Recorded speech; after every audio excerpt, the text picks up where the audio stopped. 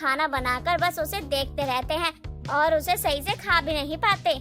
दीदी सही कह रही है माँ जी, हमने बहुत बड़ी गलती कर दी जो हम परिवार में रहने का मूल समझ नहीं सके और खुद को परिवार से अलग करके, जबकि यही हमारी सबसे बड़ी गलती है।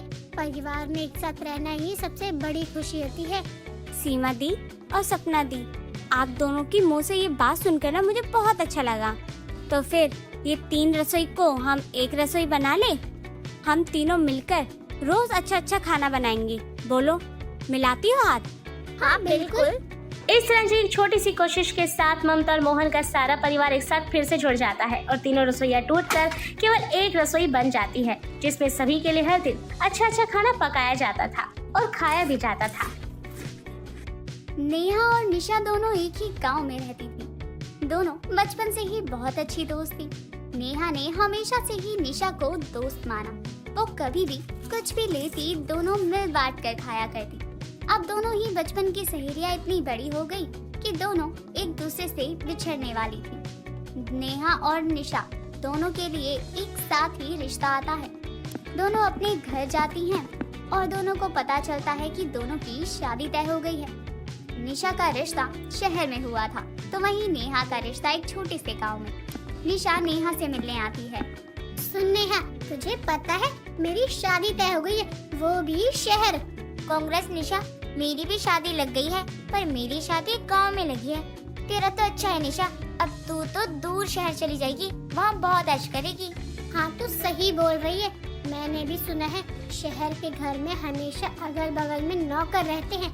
कहीं भी बाहर जाओ, गाड़ी हमेशा बाहर खड़ी रहती है। मैं तो रानी बनकर रहूंगी, रानी। और तू एक गांव से निकलकर दूसरे गांव चली जाएगी, और तेरी तो किस्मत ही खराब है। नेहा, तू अपने घर वालों को बोलती क्यों नहीं है कि तेरी शादी भी शहर में करवा दे? नहीं निशा, मेरे माता पिता के ऐसे हालात नहीं है कि वो मेरी शादी शहर में करा दे। मेरे बाद मेरी 2 बहनें हैं और तुझे तो पता है कि शादी में बहुत खर्चे होते हैं। अगर बाबा मेरे ऊपर सारा खर्चा करेंगे तो मेरी बहनों का क्या होगा? चल, जैसी तेरी इच्छा। अच्छा मैं चलती हूँ, मुझे शहर जाने की तैयारी करनी है। तू जरूर आइयो मेरी शादी में। हाँ हाँ जरूर आऊंगी। नेहा और निशा दोनों अपने घर से निकल जाते हैं और अपनी अपनी शादी के लिए तैयारी करने लगते हैं। कुछ दिनों बाद दोनों की शादी एक दिन ही होती है। दोनों की विदाई होती है। दोनों अपने अपने ससुराल पहुंचती। नेहा अपने ससुराल पहुंचती है तो वहां पहुंचते ही अपना ससुराल देखकर दंग रह जाती है और मन ही मन कहती है, क्या है ये मेरा ही ससुराल है ना? इतने छोटे से गांव में इतना बड़ा घर। मुझे तो यकीन ही नहीं हो रहा है कि मैं ठाकुर खानदान की बहू हूँ। मेरी किस्मत भी निशा की तरह है। वो शहर में अमीर में गई है और मैं गांव में अमीर घर में गई हूँ। नेहा के गृह प्रवेश की रस्म हो जाती है तो वहीं निशा अपने ससुराल पहुँचती है। लेकिन वो जैसे ही ससुराल जाती है तो दुखी हो जाती है। क्या सोचा था और क्या हो गया? सोचा था गाँव से निकलकर शहर आई हूँ, यहाँ बिल्कुल ठाठ से रहूंगी, लेकिन यहाँ तो एक ही कमरा है जिसमें रसोई बाथरूम सब है। मैं कैसे रह पाऊंगी यहाँ? दोनों ही सहेलियों की जिंदगी एकदम अलग अलग हो गई। नेहा जो गरीब घर से थी उसकी शादी एक बड़े खानदानी घर में हो गई और निशा जो ऐसे माहौल में पली बड़ी वो एक शहर के छोटे से घर में जाकर बस गई। एक तरफ नेहा का पति बड़ा जमींदार था तो निशा का पति छोटे से बैंक में चपरासी। ऐसे ही दिन गुजरते रहते हैं और गुजरते दिनों के साथ दोनों अपने अपने ससुराल की सारी जिम्मेदारी संभाल लेती है। ऐसे ही एक दिन नेहा अपनी रसोई में खाना बना रही थी। उसकी सास सीमा उसे रसोई में देख लेती है। अरे बहू, तू यहाँ क्या कर रही है? माँ जी मैं वो बहू, अगर तुझे कुछ चाहिए तो किसी को बोल दिया कर, वो ले आएगा तेरे कमरे में। तुझे रसोई तक आने की कोई जरूरत नहीं। नहीं माँ जी, मुझे कुछ नहीं चाहिए। मैं तो बस ये सोच रही थी कि सबके लिए खाना बना दूं। खाना बनाने के लिए घर में 36 नौकर है। तुझे कुछ करने की जरूरत नहीं है। बाहर लोगों को पता चलेगा कि ठाकुर खानदान की बहू रसोई में खाना बनाती है तो हमारी क्या इज्जत रह जाएगी। चल यहाँ से, अपने कमरे में टीवी देख। नेहा की सास कुछ भी नहीं कहती तो वही निशा की सास उसे परेशान करके रखती। एक दिन निशा कमरे में बैठकर अपना फोन चला रही थी। तभी निशा की सास विमला उसे देख लेती है। अरे ओ महारानी, तेरे घर का काम क्या तेरा बाप करेगा? कर दूंगी माँ जी, अभी बस 5 मिनट रुक जाओ। अरे सूरज सर पर चढ़ाया है और तेरा फोन नहीं छूट रहा। तेरे माँ बाप ने कुछ सिखाया भी है या ऐसे ही पाल पोस दिया? देखिए माँ जी, आप मुझे कितना भी कुछ कह लो, मेरे घर वालों को कुछ मत कहना। मेरी तो किस्मत ही फूटी थी जो शहर का रिश्ता सुनकर हाँ कर दिया। मेरे घर वालों ने कोई काम नहीं करवाया आज तक मुझसे, और एक यहाँ महारानी की जगह नौकरानी बना दिया है मुझे। अच्छा तो चल जा, अपने माँ बाप के पास ही रह। मैं अपने बेटे की कहीं और शादी करवा दूंगी। कम से कम घर का काम तो करेगी, तेरी तरह नहीं कि बस फोन में ही घुसी रहे।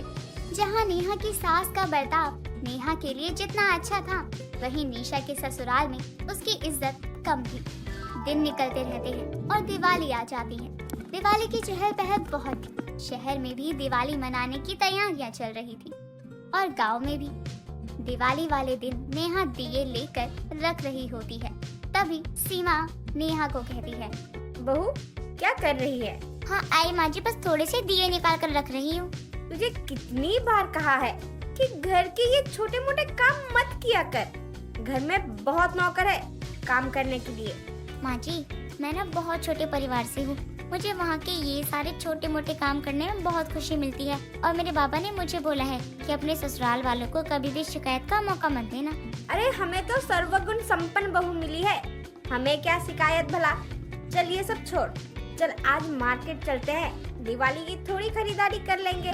और तेरी तो पहली दिवाली है, तुझे कुछ गहने दिलाने हैं। जहाँ सीमा और नेहा दोनों दिवाली की खरीदारी के लिए बड़ी दुकान में जाते हैं, तो वहीं निशा भी अपनी सास के साथ मार्केट जाती है। नेहा की सास उसे बड़े ज्वेलरी की दुकान में ले जाती है, तो वहीं निशा की सास उसे छोटे से मार्केट ले जाती है। निशा को एक बड़ी सी ज्वेलरी की दुकान दिखाई देती है, तो विमला कहती है, माँ जी देखो ना गहनों की दुकान, चलो ना कुछ गहने लेते हैं। हा, गहने लेगी, वो भी इस दुकान से? आजा चल, तुझे गहने दिलवा देती हूँ। ये देख 10 रुपए की सेल लगी है, ले ले। आपसे कुछ बोलना ही बेकार है, कुछ बोलो तो उल्टा जवाब देती हो। मेरी माँ पापा मुझे हर दिवाली पर कुछ नया दिलाते थे, और आज यहाँ रोड की सेल से सामान लूँ मैं? ज्यादा महारानी मत बन, चुपचाप से लेना है तो ले, वरना चल यहाँ से। वहीं सीमा नेहा को बड़े से जेवर की दुकान में ले जाकर कहती है, ले बहू, तुझे जो पसंद आए उसे उठा ले। नहीं माँ जी, मैं सब चीजों का क्या करूँगी, मुझे चीजों की आदत नहीं है। बहू तो ठाकुर खानदान की बहू है, तुझे इन सब चीजों की आदत डालनी होगी। ठीक है माँ जी। कुछ महंगा ले लियो, तू जिस पर हाथ रखेगी वही तेरी हो जाएगी। सीमा नेहा को जेवर दिलाकर घर ले जाती है और अच्छे से दिवाली मनाती है। ऐसे ही दिन गुजरते हैं और गुजरते दिन के साथ दोनों सहेलियां प्रेग्नेंट हो जाती हैं। दोनों की डिलीवरी का समय नजदीक होता है। निशा अपनी डिलीवरी के लिए हॉस्पिटल देख रही थी, तभी विमला कहती है, क्या देख रही है फोन में? अब छोड़ दे, अपने बच्चे के बारे में सोच ले। माँ जी मैं तो बस हॉस्पिटल देख रही हूँ। ये देखिए सिटी हॉस्पिटल, आप मुझे यहीं लाना। काहे का हॉस्पिटल? हमारे जमाने में सबके बच्चे घर पर होते थे, कोई डॉक्टर के नहीं जाता था। दाई माँ आएगी वो ही देख लेगी, समझी? अपने दिमाग का तार ज्यादा मत चला। जहाँ निशा की डिलीवरी घर में ही होती है, वहीं नेहा की डिलीवरी एक बड़े से हॉस्पिटल में होती है, जहाँ उसकी देखरेख करने के लिए डॉक्टर्स और नर्सें थी। दोनों ने अपने अपने बच्चों को जन्म दिया, बच्चे की देखभाल करने लगे। ऐसे ही एक दिन विमला निशा को सुबह उठाते हुए कहती है, अरे ओ महारानी, उठ जा और जाकर नल से पानी भर ले। माँ जी सुबह सुबह इतना गला क्यों फाड़ रही हो? अभी तो 4 बजे हैं बस। हाँ इसीलिए कह रही हूँ, 4 बज रहे हैं, पानी भर ले, समझी? निशा सोकर उठती है और पानी भरने जाती है और खुद से कहती है, मेरे मायके में क्या जिंदगी थी मेरी, और यहाँ नौकरानी बना दिया है। वहाँ कुछ भी नहीं किया और यहाँ सारा काम करना पड़ता है। इसलिए कहते हैं ज्यादा घमंड नहीं करना चाहिए। जहाँ निशा इतना दुखी थी, वहीं नेहा अपने ससुराल में खुश थी। एक दिन उसकी सास उसके लिए बहुत सारे पकवान बनाती है और उसे खिलाती है और मन ही मन कहती है, कितनी अच्छी किस्मत है मेरी, जहाँ मुझे एक वक्त का खाना इतनी मुश्किल से मिलता था, आज वहीं मुझे पेट भर खाना मिलता है। भगवान ऐसी खुशी हर गरीब लड़की को दे। एक सहेली जहाँ अपने ससुराल में खुश थी, तो वहीं एक सहेली अपने ससुराल में दुखी। निशा ने अपने अमीर सपने देखने के चक्कर में अपने सुखी जीवन को ही खो दिया और नेहा गरीब होकर भी ऐसे घर में गई जहां उसे बहुत प्यार मिला। सविता की 2 बहुएं थी, काली बहू मालती और गोरी बहू सुधा। सुधा मालती की जेठानी होती है। दोनों देवरानी जेठानी में बिल्कुल सगी बहनों की तरह प्यार था। एक दिन मालती और सुधा दोनों ही घर के काम कर रही थी और सविता हॉल में बैठकर अखबार देख रही थी। तभी सविता की पड़ोसन कुंती हाथ में मिठाई का डब्बा लिए आती है। ले सविता, मुंह मीठा कर, आज मैं बहुत खुश हूँ। क्या हो गया?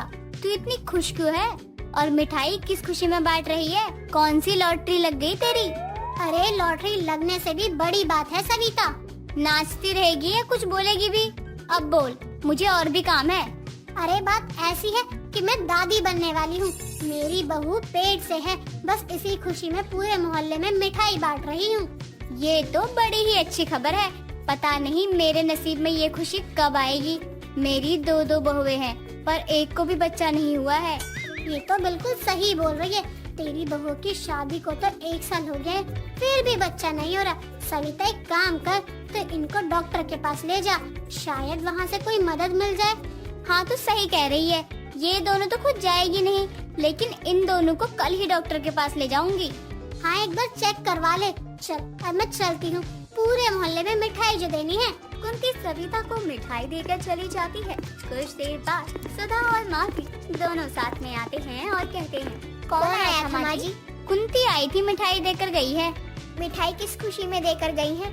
अरे उसकी बहू पेट से है, वो दादी बनने वाली है, इसीलिए पूरे मोहल्ले में मिठाई बांट रही है।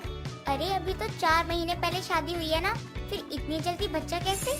ये तो तुम दोनों सोचो कि उसकी अभी 4 महीने पहले शादी हुई है, वो माँ बनने वाली है, और तुम दोनों की शादी को 1-1 साल हो गया है, पर तुम दोनों में से एक ने भी खुशी नहीं दी है अभी तक। पर माँ जी, जरूरी तो नहीं है ना कि सबको बच्चा एक साथ हो। सबकी फैमिली प्लानिंग अलग अलग होती है। तू तो ज्यादा ज्ञान मत दे।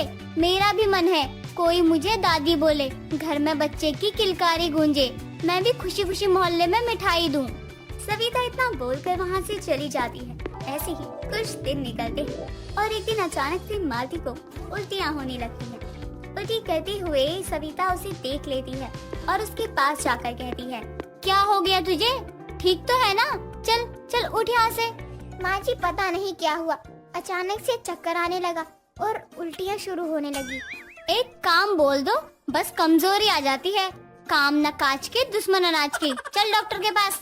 सविता मालती को डॉक्टर के पास ले जाने वाली ही होती है कि तभी कुंती आती है। क्या हो गया मालती को?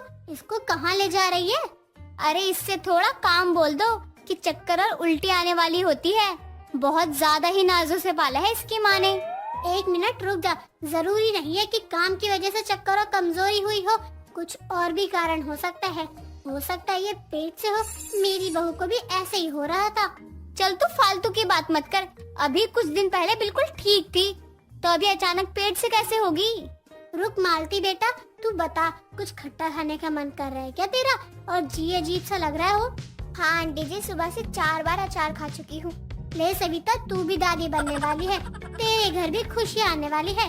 कुंती इधर सविता और मालती से बात कर रही थी, तभी अंदर से सुधा हाथ में अचार खाते हुए बाहर आती है।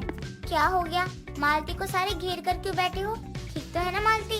अब सभी सुधा को अचार खाते हुए शक की नजरों से देखते हैं। तभी सविता कहती है, मालती तो ठीक है, पर तू अचार क्यों खा रही है? तू ठीक है ना? माँ जी 2 दिन से पता नहीं क्या हुआ है, उल्टी हो रही है और खट्टा खाने का मन भी कर रहा है। आज सोचा डॉक्टर को दिखा देती हूँ। ले सविता, अभी तक एक भी बच्चा नहीं था, अब तेरी दोनों बहुएं एक साथ पेट से हैं। तेरे घर में 1 बच्चे नहीं 2 बच्चे आएंगे। हाँ कुंती, तू सही कह रही थी। आज मैं भी पूरे मोहल्ले में लड्डू बांटूंगी। इन दोनों ने मुझे बहुत अच्छी खुशखबरी दी है। सविता दोनों बहुओं को गले से लगाती है और खुश हो जाती है। ऐसे ही महीने निकल जाते हैं और दोनों की प्रेगनेंसी को 6 महीने गुजर जाते हैं। सविता दोनों बहुओं को एक जैसा ही प्यार रखती, दोनों को खाना खिलाना, बालों में तेल लगाना, सारी सुविधाओं का ध्यान रखती। ऐसे ही एक दिन सविता की दूर की मौसी फुल्की देवी घर आती है और सविता को आवाज लगाते हुए कहती है, ए सविता बिटिया कहाँ है रे? देख तेरी मौसी आई है। अरे प्रणाम मौसी जी, आप आज यहाँ कैसे?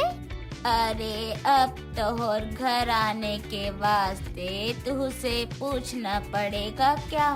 नहीं नहीं मौसी जी, आप तो बहुत सही समय पर आई है। मेरी दोनों बहू पेट से है और अब आप ही दोनों की डिलीवरी करवाओगी। क्या बात है, दोनों बहू पेट से हैं। जरा दोनों को बुला तो देखूं कैसा है दोनों का बच्चा। सविता, मालती और सुधा दोनों को ही आवाज लगाकर बाहर बुलाती है। ये कौन है माँ जी? ये मेरी दूर की मौसी है। ये तुम दोनों को देखेगी, तुम दोनों की अच्छे से देखभाल करेगी, क्योंकि तुम दोनों का पहला बच्चा है ना। हाँ बहुरिया, चलो दोनों बैठ जाओ यहाँ पर, एक एक करके देखती हूँ। फुल्की देवी दोनों को देख लेती है और वापस अपने अपने कमरे में भेज देती है।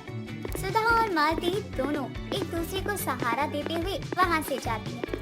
दोनों में इतना प्यार देखकर फुल्की सविता को कहती है, सविता, तेरी एक बहू तो बहुत काली है और एक बहू गोरी है। काली बहू का बच्चा बिल्कुल काला होगा और अगर काली बहू की परछाई गोरी बहू के बच्चे पर गई तो सुधा का बच्चा भी काला होगा। क्या मौसी जी, ऐसा भी कभी हुआ है क्या? आप फालतू में दिमाग में उल्टी सीधी बातें मत डालो। अरे होवत है बिटिया, नहीं तो तू देख लियो, जब बच्चा होगा तो सुधा को काला बच्चा होगा और मालती को गोरा होगा। कोई बात नहीं मौसी जी, बच्चा तो भगवान का रूप होता है, चाहे जैसा भी हो। आपने मुझे ये बात बोल तो दी, लेकिन किसी और को मत बोल देना। सविता फुल्की को सुनाकर चली जाती है। सविता को अपनी बहुओं का इतनी तरफदारी करता हुआ देखकर फुल्की को गुस्सा आता है और वो सोच लेती है कि सविता को नहीं बल्कि वो सुधा के दिमाग में ये चीजें भर देती है। फुल्की सुधा के कमरे में जाती है और कहती है, सुधा बहू, और कैसी है तू? अरे दादी जी आइए, मैं बिल्कुल ठीक हूँ। आप बताओ कि आप यहाँ क्यों आई हो? आप मुझे बुला लेती, मैं आ जाती। अरे नहीं नहीं, मैं तो तुझे बता देती हूँ कि तू अपनी देवरानी से दूर रही हो। अगर उसके साथ रहेगी तो तेरे बच्चे पर बुरा असर पड़ेगा और वो काला रंग का पैदा होगा। सुधा के दिमाग में फालतू की बातें डालकर फुल्की देवी चली जाती है और सुधा को भी शक हो जाता है। वो मालती को अब कभी भी अपने कमरे में नहीं आने देती और उससे दूर ही रहती। मालती को कुछ भी समझ नहीं आता और वो भी उससे दूर ही हो जाती। दिन बीतने लगते हैं और दोनों की डिलीवरी की डेट आ जाती है। दोनों ही एक सुंदर से बेटे को जन्म देती हैं। फुल्की की कही बात सही हो जाती है और मालती ने एक बहुत ही बुरे बच्चे को जन्म दिया और सुधा ने सांवले बच्चे को। दोनों हॉस्पिटल में एडमिट थी। सुधा की आंख खुलती है और वो देखती है कि उसका बेटा सांवला है और मालती का बेटा बिल्कुल गोरा। मालती, मैंने तुझे हमेशा छोटी बहन जैसा प्यार दिया और तूने मेरा बच्चा बदल लिया। तुझे शर्म नहीं आती है क्या? कैसी बात कर रही हैं आप? मैं क्यों आपका बच्चा बदलूंगी?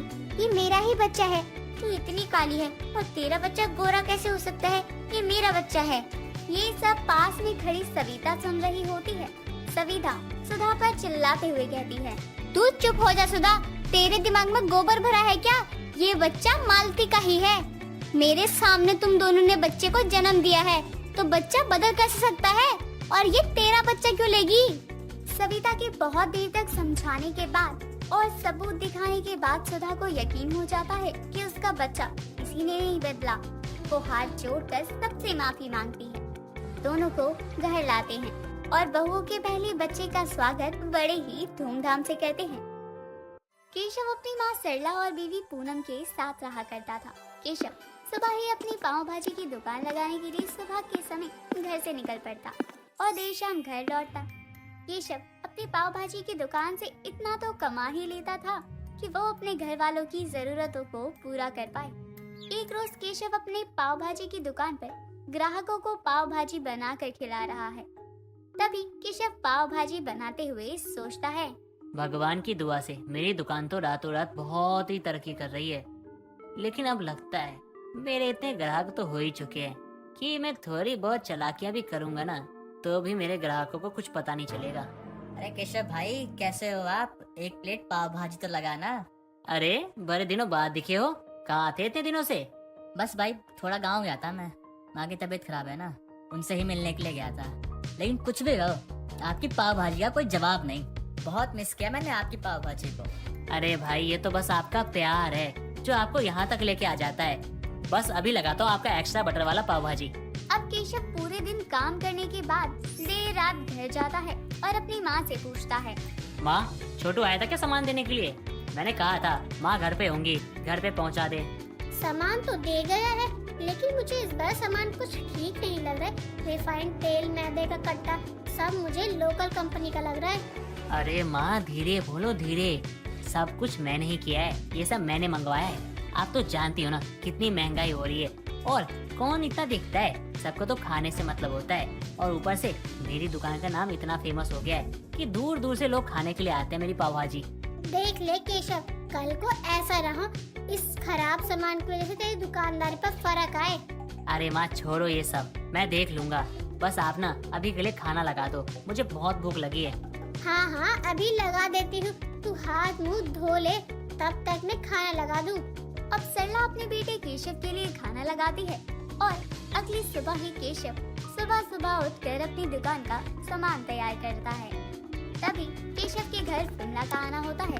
क्या बात है केशव, सुबह सुबह काम में लग गया है। और ये क्या कर रहा है तू? तू तो बड़ा लोकल तेल यूज करता अपने पाव भाजी में।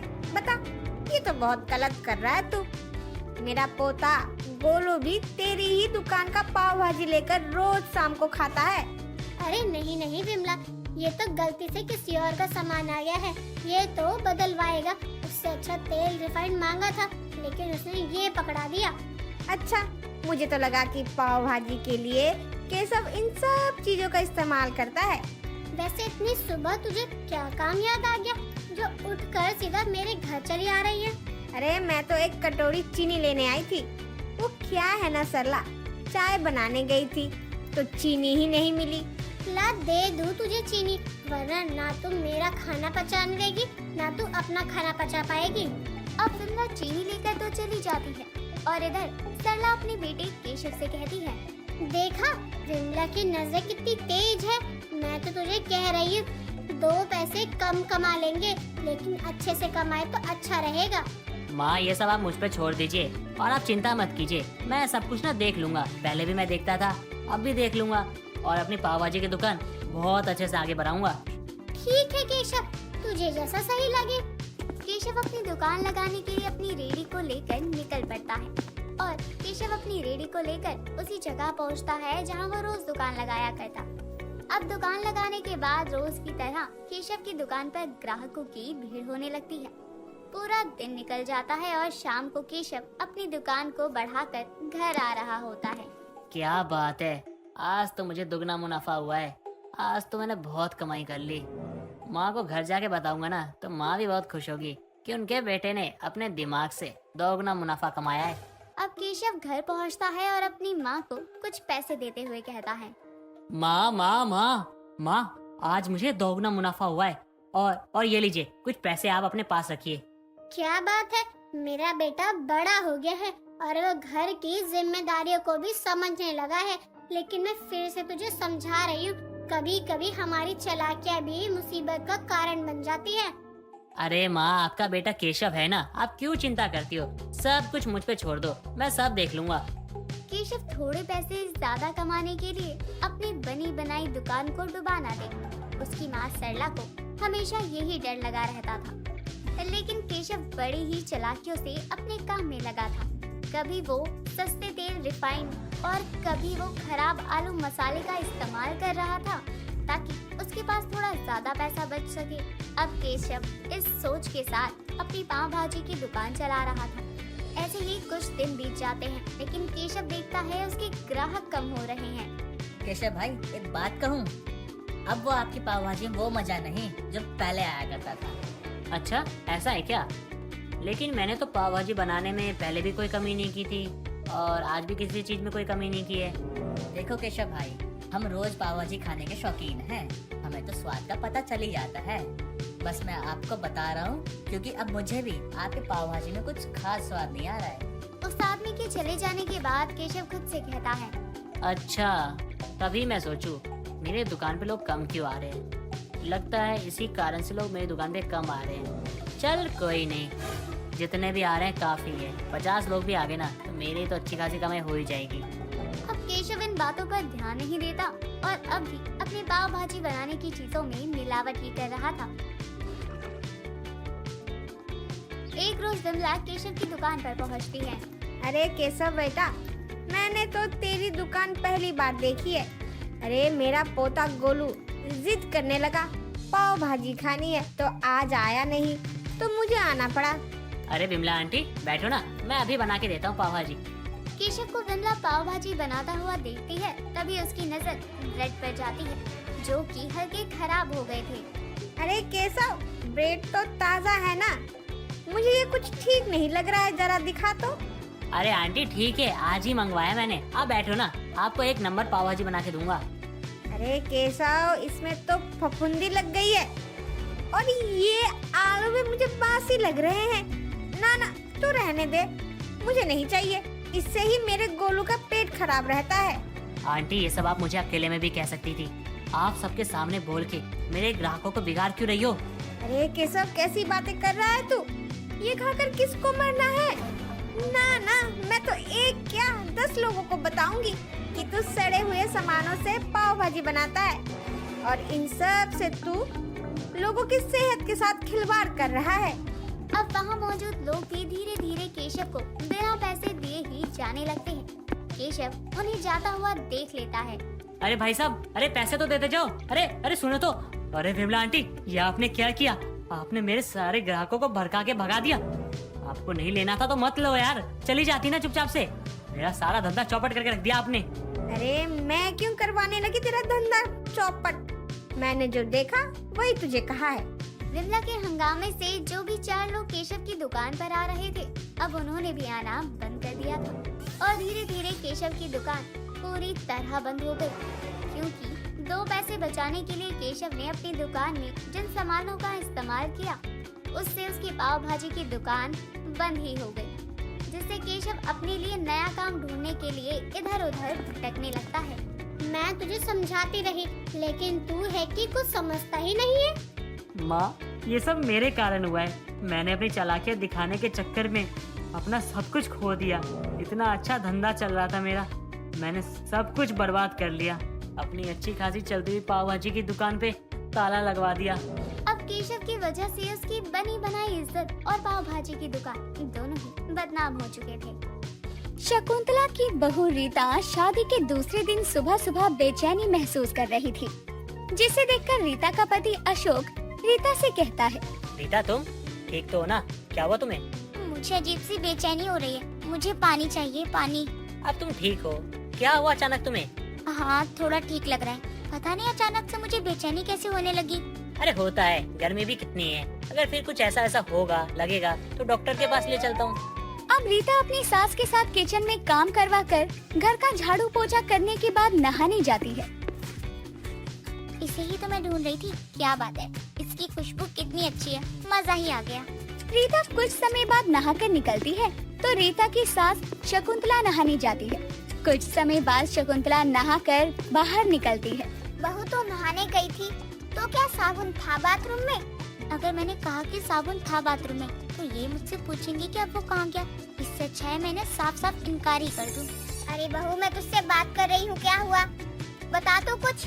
ना माँ जी, मैं भी इतनी गर्मी में बिना साबुन के ही नहा कर आई हूँ। बताओ, कल ही साबुन रखा हुआ था, आज पूरा का पूरा साबुन गायब हो गया।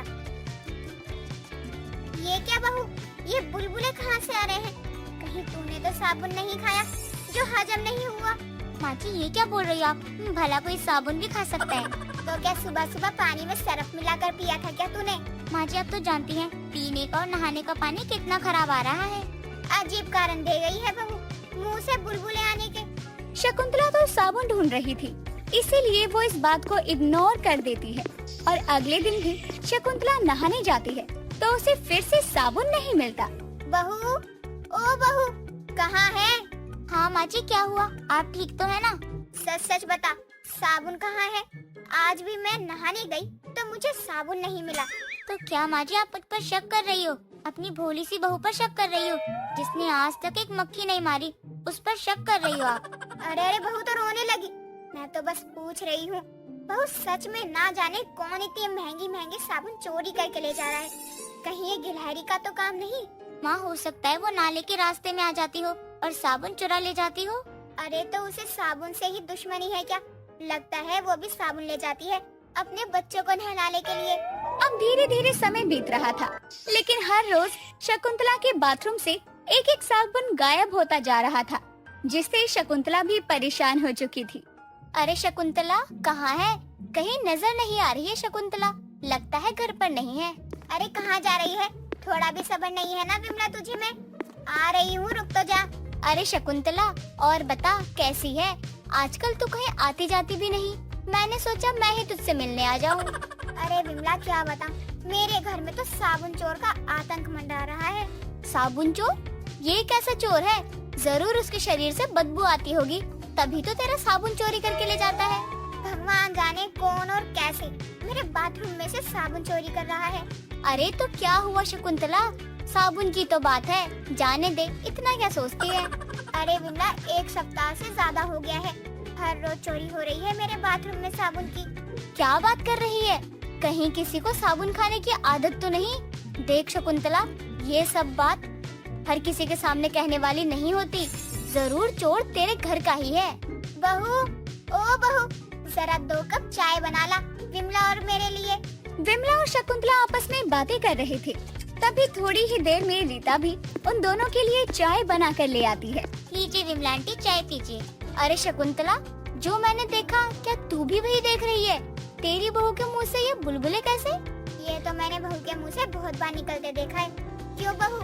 हाँ हाँ माँ जी, देखो अभी बोलने पर भी बुलबुले निकल रहे हैं। अब रीता के जाने के बाद ही विमला शकुंतला से कहती है, कहने को तो सास बन गई है, लेकिन अकल एक पैसे की नहीं है। चोर और कोई नहीं, तेरी बहू रीता ही है, जिसे साबुन खाने का शौक है। राम रे राम, मेरी बहू को क्या मैं खाने को नहीं देती हूँ जो वो साबुन खाकर अपना पेट भर रही है? अरे तेरी बहू को सब मिलता है, लेकिन उसे ये शौक है, बल्कि इससे वो अपना पेट नहीं भरती।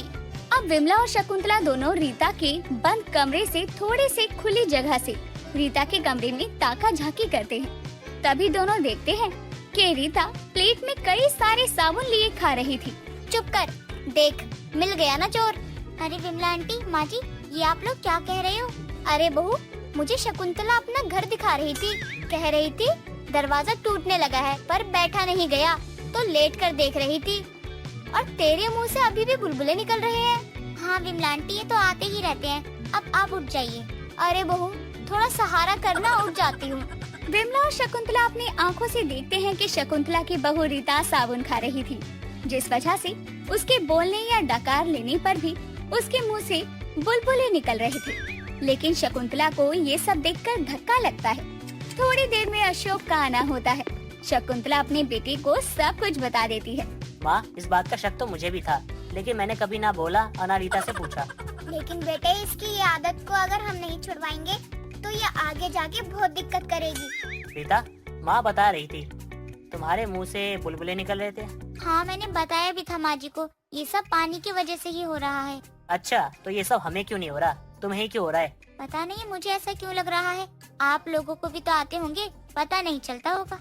शकुंतला और अशोक को तो पता चल चुका था कि उसके घर का साबुन चोर कौन है, और वो और कोई नहीं बल्कि रीता थी। लेकिन शकुंतला अपनी बहू की इस आदत को छुड़वाना चाहती थी। विमला, तुझे ही याद कर रही थी, 2-3 दिन से नजर नहीं आई है तू। अरे शकुंतला, तुझे नहीं पता, मेरी बहू की पुणे वाली बहन बहुत बीमार है। क्या हुआ उसे? सब ठीक तो है ना? नहीं नहीं शकुंतला, कुछ भी ठीक नहीं है, डॉक्टर ने कहा बड़ा ऑपरेशन होगा। अरे विमला, रो मत, अब क्या ही कर सकती है, इलाज तो करवाना होगा ना। लेकिन हुआ क्या है तेरी बड़ी बहन की बहू को? ये सब रीता भी बस खड़े हुए देख और सुन रही थी। तभी रीता विमला को पानी लाकर देती है और कहती है, लेकिन विमला आंटी हुआ क्या है ये तो बताओ, जो डॉक्टर ने ये सब करने को कहा है। किस मुंह से बताऊं क्या खाती थी जो ये सब झेलना पड़ रहा है उसे? अरे मुंह से ही बोल, लेकिन बता तो सही हुआ क्या है। ना शकुंतला, मुझसे नहीं बोला जा रहा। तू रोना बंद कर और बोलना विमला, क्या हुआ है, क्यों इतना रोए जा रही है? वो साबुन खाती थी शकुंतला। कहीं वही तो मेरा साबुन तो नहीं चुरा चुरा कर ले जा रही थी? पता नहीं क्यों उसे साबुन खाने का इतना शौक लगा। मुझे तो लग रहा है कुछ हो न जाए। विमला और शकुंतला की ये मिली भगत थी ताकि ये सब सुनकर रीता साबुन खाने की आदत को छोड़ दे। और होता भी कुछ ऐसा है। अगले रोज से बाथरूम से साबुन चोरी नहीं होता और ना ही रीता के मुंह से बुलबुले निकलते हैं। कुछ हुआ क्या शकुंतला तेरी बहू का, या अभी भी उसकी आदत नहीं गई? हाँ काम बन गया। जितना तूने ओवर एक्टिंग की है ना, उसका तो कुछ तो नतीजा निकल ही गया। मुंह फाड़ रही थी बिना मतलब। दोस्तों, अगर आपको ये कहानी पसंद आई तो इसे लाइक करें, शेयर करें और कमेंट करके बताएं कि कहानी में आपको सबसे अच्छा क्या लगा।